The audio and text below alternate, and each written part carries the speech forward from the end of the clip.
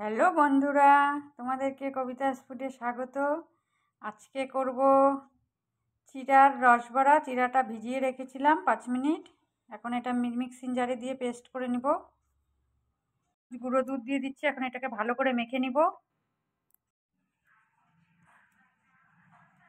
আটা মাখার মতন করে এটাকে ভালো করে সোডা দিয়ে দিচ্ছি।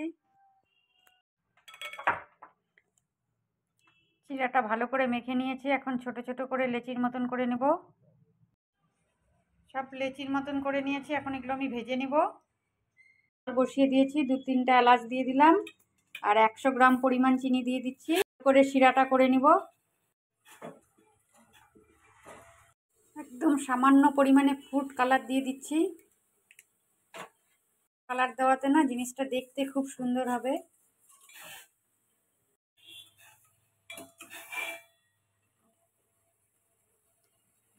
শিরাটা হয়ে গেছে, আমি নামিয়ে নেব। কড়া বসিয়ে দিয়েছি, রিফাইন তেল দিয়ে দিয়েছি। ভেজে নেব লাল করে।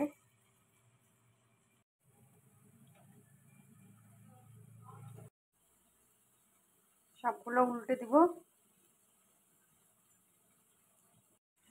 চিড়ার বড়াটা হয়ে গেছে, এখন আমি শিরাটাতে দিয়ে দিব, নামিয়ে নেব। চিড়ার বড়াগুলো দিয়ে দিব। আমি বড়াটা শিরাতে 2 মিনিট জাল করে নিব। হয়ে গেছে, আমি নামিয়ে নিব একটা ডিশে। চিড়ার রসবড়া হয়ে গেছে, আমি একটা ডিশে নিয়ে নিয়েছি। তোমরা দেখে এটা বুঝতে পারছো কালারটা কি সুন্দর এসছে।